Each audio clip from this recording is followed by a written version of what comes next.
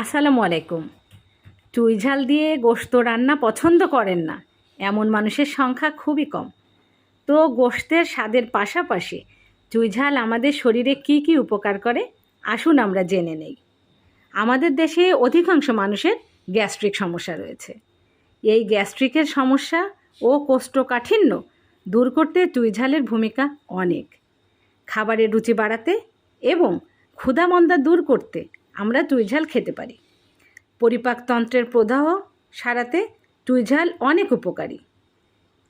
যাদের শরীর দুর্বল এবং শরীরে ব্যথা তারা কিন্তু চুই ঝাল নিয়মিত খেতে পারেন। সদ্য প্রসূতি মায়েদের শরীরের ব্যথা দ্রুত কমাতে চুই ঝাল ম্যাজিকের মতো সাহায্য করে।